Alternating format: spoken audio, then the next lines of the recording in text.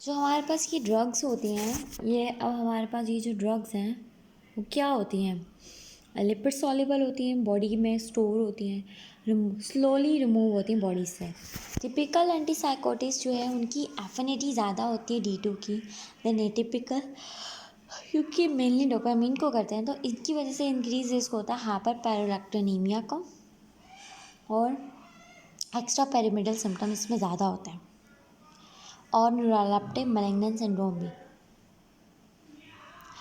अब जो है, अच्छा तो याद रखना जो एटिपिकल हैं उनमें ज़्यादातर मेटाबॉलिक सिम्टम्स होते हैं, जबकि टिपिकल वाले में एंटीसाइकोटिक के साइड इफेक्ट हाइपरपैराक्टिनिमिया, एक्स्ट्रा पैरामिडल और न्यूरोलेप्टिक मैलिग्नेंट सिंड्रोम होता है। हाई पोटेंसी होती है और लो पोटेंसी होती है। तो लो पोटेंसी मैंने याद की है, हाई नहीं याद की। ये टिपिकल साइकोटिक्स की ही क्लासिफिकेशन है, याद रखना, मैं भूल जाती हूँ तो एग्जाम से क्विज आ सकता है इसके आए हुए हैं वर्ल्ड के अंदर, कि लो पोटेंसी में हमारे पास वो दोनों ड्रग आती है जो रेटिना पे और कॉर्नियल पे करी थी, क्लोप्रोमाजीन और थायोरेडाजीन। इनमें ना मोर एंटाहिस्टामीन होते हैं, मोर एंटी कोलिनर्जिक होते हैं, anti alpha 1 androgenic side effect ज़्यादा होते हैं। जबकि जो हाई पोटेंसी वाले हैं ना, तो वो टिपिकल जैसे हैं तो उनमें न्यूरोलॉजिकल सिम्टम ज़्यादा होते हैं। देन हमारे पास जो है वो लिथियम आ जाता है। लिथियम बहुत इंपॉर्टेंट ड्रग्स हैं, ये सारी ही इंपॉर्टेंट है। इनिबिशन ये करवाता है फॉस्फो इनोसिटल कैस्केड का। मोस्ट स्टेबलाइजर हम बाइपोलर के लिए यूज़ करते हैं, और एक्यूट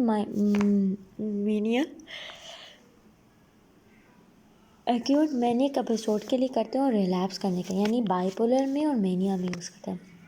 इसकी वजह से क्या हो सकता है, निमोनिक तो है, हाइपोथायराइडिज्म हमने बताया था, राइट, जो लिथियम है और थायराइडिज्म करवाता है। हार्ट में क्या करवाता है, एफसीन इन्वॉल्वली, और लिथियम जो है इंसिपिडियस यानी कि न्यूफ्रोजेनिक डायबिटीज़ करवाता है, अनवांटेड मूवमेंट्स करवाता है, ट्रिमर करवाता है, ट्रिमर हाइपोथायराइडिज्म, हाइपरथायराइडिज्म, पोलीयूरिया करवाता है, नेफ्रोजेनिक करवा के, teratogenic Ebstein, narrow therapeutic windows require close monitoring, almost exclusively secreted by kidney, most is observed at PCT via sodium channel। जो इसकी वैसे तो सिक्रीशन जो है ना इसकी किडनीज में होते हैं, और रीअब्जर्व होता है PCT में, सोडियम चैनल जो इसको रीअब्जर्व कर देता है लिथियम को। तो जो थायराइड है और एंसर्स हैं और अदर, इसकी जो है ना क्लियरेंस को ख़राब कर देते हैं, जिसकी वजह से जो है ना इसकी टॉक्सिसिटी बढ़ जाती है।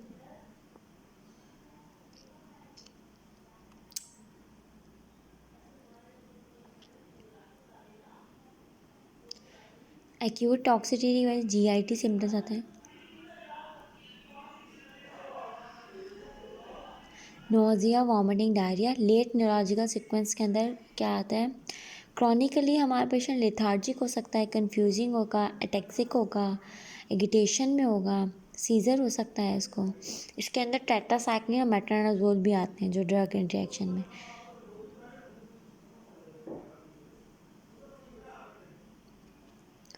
ट्रीटमेंट क्या है, IV हाइड्रेशन दो, हीमोडायलिसिस करें, ये सेवियर केसेस में। बस परियोन क्या निमोनिया की बहुत अच्छा था, I get anxious if the bus does not arrive at 1। ठीक है, तो बेस्ट पेरिडोन जो है पार्शल, याद रखना है इसका मनोमोनिक, सीरोटोनिन रिसेप्टर एगोनिस्ट है, गैट के लिए यूज़ करे यानी जनरलाइज इनाई, बहुत इंपॉर्टेंट ड्रग है। डज नॉट काज, नहीं कराता सेडेशन, एडिक्शन और टॉलरेंस, तो ये सीरियस सिम्टम्स नहीं कराता, याद रखना है। Begins to take affect after 1 or 2 week, जैसे SSRI करते हैं वैसी तरह ये भी करता है, लेकिन इसकी इंट्रैक्शन नहीं होती है ना है अल्कोहल के साथ, ना ही बारबुची, जैसे कि बारबुचेट और बेंजोडाज़ापीन करवाते हैं। तो ये नॉन बेंजोडाज़ापीन है, और लेकिन ये एंज़ोलाइटिक है, ठीक है, लेकिन इसकी कोई साइड इफ़ेक्ट जो बेंजोडाज़ापीन के होते हैं वो नहीं है, जस्ट एडिशन, गंदे गंदे एडिक्शन टॉलरेंस वाले, ठीक है। देन हमारे पास एंटी डिप्रेसेंट्स आते हैं, जिसमें हमारे पास नॉर एड्रोजेनिक आ जाता है और सेरोटोजेनिक आता है। नॉर एड्रोजेनिक वाले में हमारे पास कि बता रहे हैं कि हमारे पास मेराटाजापीन लिखा हुआ है कि जो हमारे पास alpha 2 auto receptor adrenergic receptor है, ठीक है, ये नॉरएपिनेफ्रिन के अपटेक को ब्लॉक करता है।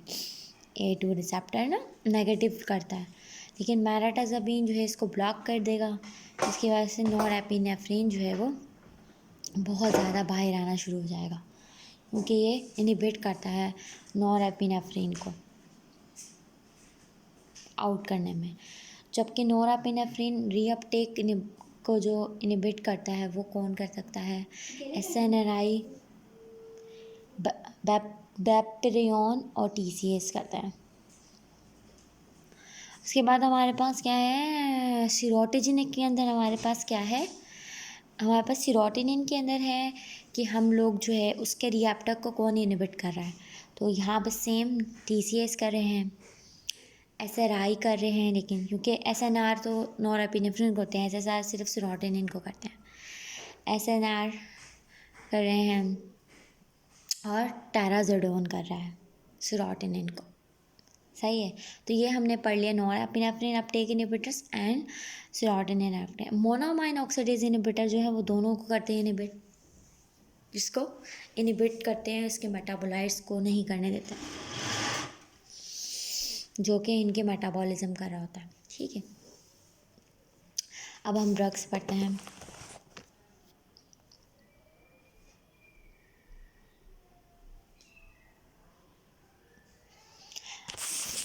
SSRI जो है वो हमारे पास क्या करते हैं, 4 to 8 वीक्स लेते हैं काम करने में टू शो अप्रिशिएबल इफेक्ट्स।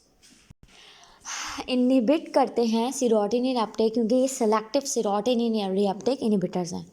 हम इनको डिप्रेशन में यूज़ कर रहे हैं, जिन एंजाइटी में, पैनिक कोई डिसऑर्डर नहीं है जिसमें ना यूज़ करें, OCD में, बुलिमिया, बिंज में, सोशल एंजाइटी डिसऑर्डर में, PTSD, premature education, premenstrual dysphoric disorder, everything use. इसके साइड इफ़ेक्ट जो हैं कम होते हैं TCS से, क्योंकि TCS नॉरएपिनेफ्रिन को भी कर रहा होता है। सीरोटिनिन सिंड्रोम हो सकता है इसकी वजह से, GI डिस्ट्रेस हो सकता है, SIDH हो सकता है, अच्छा SIDH हो सकता है, सेक्सुअल डिसफंक्शन हो सकते हैं, एनोर्क्सिमिया, डिक्रीज लिबिडो। अच्छा, तो ये है कि मेनिया में नहीं देना चाहिए जब तक हमें पता ना चल रहा है कि SSRI देंगे डिप्रेशन, तो मेनिया करा सकते हैं, ज़्यादा हमारे पास सिम्टम्स को रिजॉल्व करेगा डिप्रेशन को, और मेनिया की प्रेसिपिटेशन करा सकता है। सबसे इम्पॉर्टेंट बात जो हमारे पर है SS वाली हैं, सीरोटिनिन सिंड्रोम, SIDH, और ये तो आज अभी मेरे पास निमोनिक आए, SS वाली है, सेक्सुअल डिसफंक्शन है। अब हमारे पास SNRI जो हैं वो नॉरएपिनेफ्रिन के अपटेक को भी करती हैं, ठीक है।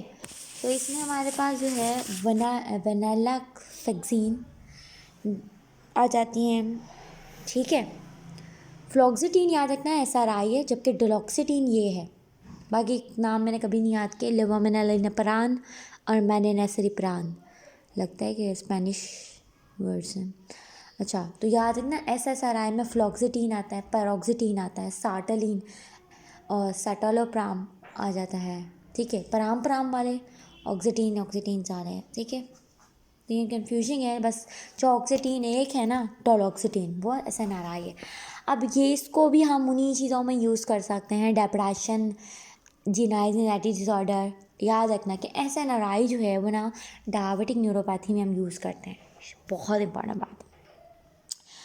विनालेक्साफिन इज़ ऑल्सो इंडिकेटेड फॉर, जो विनालेक्साफिन है इसके बहुत सारे ने बता दिया था, वैसे तो ये 3 चीज़ों में यूज़ करें ना, ये तो सोशल एंजाइटी में, पैनिक में, PTC, OCD में। डुलोक्सिटिन मेनालापिन इज़ आल्सो यूज़। अच्छा, हम ये जो SNRIs हैं हम इनको फाइब्रोमलेजिया के लिए भी हम यूज़ करते हैं, ठीक है। वो एंटी डिप्रेशन होते हैं ना, एंटी डिप्रेशन में देते हैं। अच्छा, इनके अब क्या ऑफ कोर्स ही बात है, इसके अंदर जो नॉरएपिनेफ्रिन आ गया तो BP बढ़ जाएगा, स्टिमुलेंट इफेक्ट आएगा, ठीक है, और नोज़िया है और सडेशन है। अब ये मुझे नहीं पता सडेशन क्यों है, लाइक मैंने क्वेश्चन मार्क कर लिया। TCS के अंदर हमारे पास जितने भी ट्रिप्टलिन हैं वो ये होते हैं, सब पढ़ते जाते तो आपको पता चल जाता है। एमीप्रामीन, डेसिप्रामीन, क्लोमीप्रामीन जो है वो सारे ये होते हैं। नेक्स्ट टोक्सीपिन और एमॉक्सीपिन, ये मैंने कभी नहीं याद किया। एमीप्रामीन याद किया है, मिट्रिप्टालीन याद किया, ये इनहिबिट करते हैं सेम। इसके बाद हमारे पास, इसको भी हम डिप्रेशन के लिए यूज़ कर रहे हैं, anti tricyclic major depressive disorder के लिए, पैरिफेरल न्यूरोपैथी के लिए यूज़ कर रहे हैं क्योंकि सेम इसके चीज़ें हैं ना, और क्रोनिक न्यूरोपैथिक पेन के लिए यूज़ कर रहे हैं, माइग्रेन की प्रोफिलैक्सिस के लिए, ओसीडीज़ के लिए हम लोग इसमें क्लोमी सी से ओसीडीज़ के क्लोमीप्रामीन और नॉक्टर्नल, जब पहली बार याद करोगे उसके बाद नेक्स्ट टाइम पढ़ोगे याद होगे। नॉक्टर्नल एन्यूरेसिस के लिए हमें पता है कि हम एमिप्रामीन देते हैं। एडवर्स इफेक्ट एंटी जो है मस्करेनिक के या एंटीसाइक्लिक एंटी डिप्रेसेंट्स के हमारे पास क्या हैं?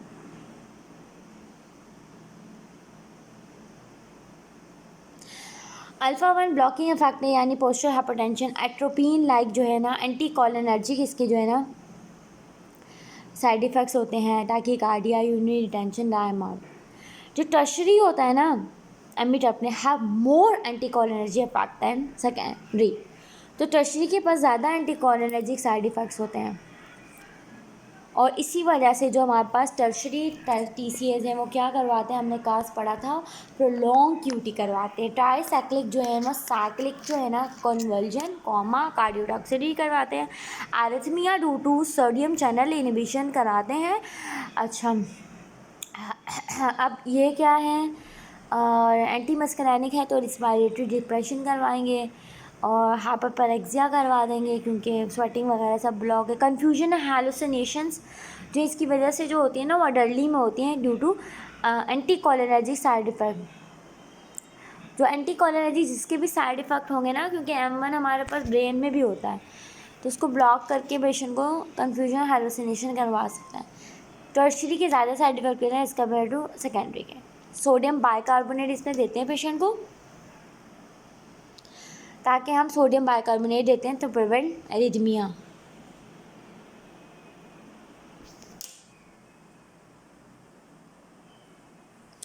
अच्छा, मोनोअमाइन ऑक्सीडेज इनहिबिटर के अंदर क्या आ जाता है?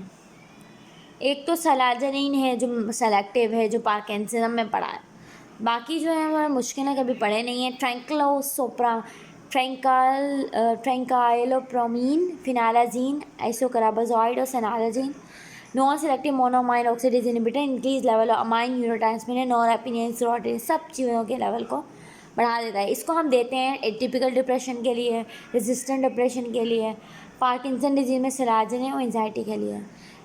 इसके साइड इफ़ेक्ट क्या होंगे? ऑफ कोर्स ये बात है, नॉरएपिनेफ्रिन को बढ़ा रहे हैं, CNS स्टिमुलेशन, हाइपरटेंसिव क्राइसिस। जब हम इंजेक्शन करते हैं टारामीन, नोस्ट नोटेबली विटारामीन, कॉन्ट्राइंडिकेटेड विद, हम इसको SSRI के साथ नहीं देंगे, TCAs के साथ नहीं देंगे, ठीक है, सेट जॉन वॉट के साथ नहीं देंगे, मेप्राडीन, डेक्स्ट्रोमेथोफेरिन, सूडोएफेड्रिन, लेंजुलाइट, इनके साथ नहीं देंगे क्योंकि सेरोटोनिन सिंड्रोम होने के चांसेस बढ़ जाएंगे। 2 वीक तक हमें वेट, 2 वीक आफ्टर स्टॉपिंग, मैंने भी हमें 2 हफ्ते तक वेट करना चाहिए जब मोनोअमाइन ऑक्सीडेज को इनहिबिट करते हैं, क्योंकि 2 हफ्ते तक इसके लेवल बढ़े रहते हैं बिफोर स्टार्टिंग सीरोटोजेनिक ड्रग और स्टॉपिंग डाइटरी रिस्ट्रिक्शन, यानी टारामीन नहीं लेना चाहिए और ना ही सेरोटोनिन वाली, ताकि सेरोटोनिन सिंड्रोम पेशेंट को ना हो। अच्छा, बेस्पेरिनोन तो एक है ना, ये है बेप्रोपियोन, ये इनहिबिट करता है नॉरएपिनेफ्रिन और डोपामीन के अपटेक को। तो हम इसको स्मोकिंग सेसेशन के लिए यूज़ करते हैं। इसके साइड इफेक्ट स्टिमुलेंट वाले हैं, टाकीकार्डिया, इंसोम्निया, क्योंकि नॉरएपिनेफ्रिन को कर रहा है, हेडेक एंड सीजर। अच्छा, इसको हम कभी भी बुलीमिया के पेशेंट में नहीं देते हैं, एनोरेक्सिया नर्वोसा यानी ईटिंग डिसऑर्डर के पेशेंट में सीजर करवा देते हैं, याद रखना। अच्छा, इसकी अच्छी बात यह है कि इसके अंदर ऐसा सारा सेरोटोनिन नहीं होता ना इतना, तो सेक्सुअल डिसफंक्शन नहीं होते हैं और ना ही वेट गेन होता है compare to other anti depressant.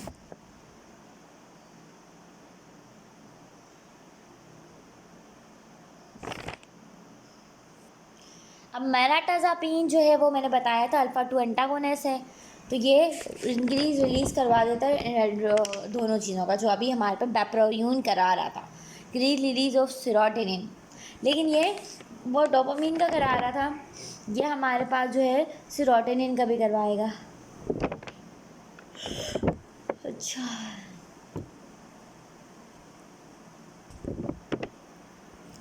Potent है ये सेरोटोनिन H2H3 का रिसेप्टर एंटागोनिस्ट है, और ये H1 एंटागोनिस्ट भी है, यानी हिस्टामीन भी है। तो इसके H1 एंटागोनिज्म, तो इसको सेडेशन इसकी वजह से हो सकती है, लेकिन डिप्रेस पेंशन में इंसोमिया में हम ये दे सकते हैं। ये मैनाटाजापिन जो है वो हमारे पास जो है एपेटाइट स्टिमुलेटर है, ठीक है, वेट गेन कराएगा, अंडर वेट के लिए दे सकते हैं, और ड्राई माउथ स्टिमुलेशन करवाएगा, ठीक है, तो ड्राई वाला ऐसे ही लिखा हो। तो याद रखता है बेटाजापिन, एक तो हमने जर्नल में भी पढ़ा था, वहाँ पे इन्होंने लिखा हुआ था अल्फा 2 एंटागोनिस्ट है। ये नहीं बताया था कि नोरेपिनेफ्रिन और सेरोटोनिन के लेवल को बढ़ा देता है, लेकिन इसके जो है सेरोटोनिन वाले साइड इफ़ेक्ट होते हैं एज़ कम्पेयर टू बैपिरोपियोन, और हम इसको यूज़ कर सकते हैं, और H1 की वजह से हम इसको डिप्रेशन में यूज़ कर सकते हैं, मतलब बहुत सारे इसके यूजेज हो गए। टेराजोडीन जो है वो हमारे पास टेराजोबोन, तो हम इसको यूज़ कर सकते हैं स्लीप के लिए। ये ब्लॉक करते हैं सेरोटोनिन को, अल्फा 1 को, H1 को, और सेरोटोनिन रीअपटेक को भी इनहिबिट करता है। इसको हम इंसोमिया के लिए यूज़ कर सकते हैं, हाई डोजेज हमें चाहिए होती हैं एंटी डिप्रेशन इफेक्ट के लिए, ठीक है। इसकी साइड इफेक्ट भी सेडेशन है। अच्छा, इसकी वजह से पैराप्रिज्म हो सकता है, क्योंकि अल्फा 1 जो है वो ब्लॉक करेगा, वो कंस्ट्रिक्शन को तोड़ देगा, वेज़ोडाइलेशन होगी, ब्लड फ्लो बढ़ेगा, ठीक है, और अब हमारे पास हाइपरटेंशन हो जाएगी।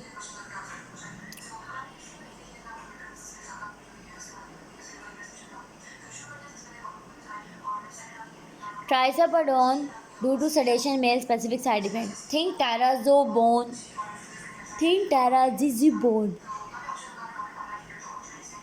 Due to sedative and male specific side effects. Varenicline बहुत इंपॉर्टेंट ड्रग की बहुत आती है, ये nicotinic acetylcholine receptor partial agonist है, स्मोकिंग सेंसेशन के लिए यूज़ करते हैं, सेसेशन के लिए बहुत बहुत इंपॉर्टेंट है। स्लीप डिस्टर्बेंस होती है, ये निकोटीन जो वर्निसिलिन है ना, इसके निमोनिक है कि हल्स निकोटीन क्राविन डिक्लाइन, वर्निसिलिन डिक्लाइन करता है, बेजोलिम्बिक से डोपामिन को रिलीज़ को रोकेगा। अच्छा, ये होता है कि ये पार्शियल एगोनिस्ट है ना, तो ये जो है ना हमारे पास नेचुरली जो हमारे पास फुल एगोनिस्ट होता है वो बिल्कुल ही डोपामिन को कि जो है ना न्यूक्लियस एक्यूमिनस पे जाता है और डोपामिन को ब्लॉक कर देता है। जो फुल एगोनिस्ट होता है ना वो न्यूक्लियस एक्यूमिनस पे काम करता है, ठीक है, जबकि हमारे पास जो ये वर्नस है ये पार्शियल एगोनिस्ट है, ये न्यूक्लियस एम्बिनस पे नहीं काम करेगा, और इसी वजह से डोपामिन को रिलीज़ को कम करेगा और रिवॉर्डिंग और मिसयूज़ क्रेविंग को कम कर देगा।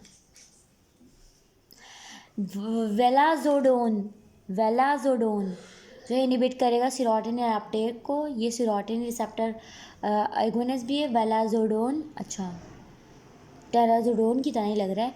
मेजर डिप्रेसिव डिसऑर्डर के लिए यूज़ करते हैं, टॉक्सिटी, हेडेक, डायरिया, नोजिया और एंटीकोलिनर्जिक, बेका सेरोटोनिन सिंड्रोम, तो सेरोटोनिन को बढ़ा रहा है और पार्शियल एगोनिस्ट भी है, सेरोटोनिन सिंड्रोम करवा सकता है। वोरेटी ऑक्सीटीन, ये दोनों सेम है, ठीक है, वोरेटी ऑक्सीटीन और वेलाजोडोन का वीवी वाले दोनों ड्रग सेम है, दोनों सेम काम कर रहे हैं, सेम साइड इफ़ेक्ट कर रहे हैं। वैसे मुझे कभी याद नहीं हुआ है, भाई याद करने की कोशिश कर सकते हैं, सेरोटोनिन सिंड्रोम करवाते हैं एंटीकॉलिन। और पार्ट की डॉक्सिफिकेशन के लिए हम क्या यूज़ करते हैं, और रिलैप्स के लिए IV drug user are increase risk for hepatitis, HIV, bacteria, right sided. Methadone जो है ना, हमें याद रखना है, मिथाडोन जो है वो लॉन्ग एक्टिंग ओरल ओपाइड है, हीरोइन की डिटॉक्सिफिकेशन के लिए यूज़ करते हैं, और हम लॉन्ग टर्म के लिए हम मिथाडोन जो है एम से मिथाडोन मेंटेनेंस के लिए यूज़ करते हैं। मेथाडोन की वजह से ना हमारे पास क्यूटी प्रोलॉन्गेशन हो जाती है और रिस्पायरेटरी डिप्रेशन होती है।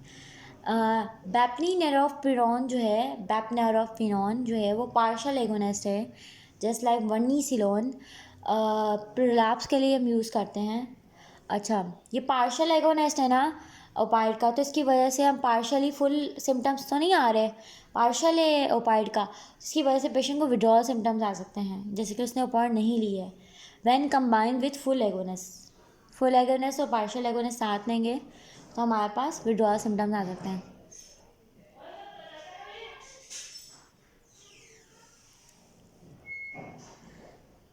ये सबलिंगुअल फॉर्म होती है बेप्रेना। अब हमारे पास नलोक्सिन आता है और नैलेक्ट्रोक्सिन आता है। नलोक्सिन और नैलेक्ट्रोक्सोन ये एंटागोनिस्ट है, ये एगोनिस्ट नहीं है, ठीक है, ये तो बड़ी बात है। नलोक्सिन शॉर्ट एक्टिंग एगोनिस्ट होता है, ये IV नेजल स्प्रे में एक्यूटली जब ओवरडोज में पेशेंट आता है तो ये हम इसको IM या IV नेजल स्प्रे दिला देते हैं, ताकि हम जल्दी से हम जो है ना रिवर्स कर सकें रिस्पायरेटरी और सीनियस डिप्रेशन को। जबकि नैलेक्ट्रोक्सोन जब हमने एक बार ट्रीट कर लिया तो हम प्रिवेंट करें रिलैप्स को, लॉन्ग एक्टिंग ओरल ओपाइड एंटागोनिस्ट है, ठीक है, नैलेक्ट्रोक्सोन। ये तो हम यूज़ कर लिया हमने ओपाइड के लिए, लेकिन हम इसको हम यूज़ कर सकते हैं मे हेल्प, ये याद रखना है, अल्कोहल के लिए भी यूज़ करते हैं हम नैलेक्ट्रोक्सोन, निकोटीन सेसेशन के लिए भी यूज़ करते हैं हम, और हम वेट लॉस के लिए भी यूज़ करते हैं।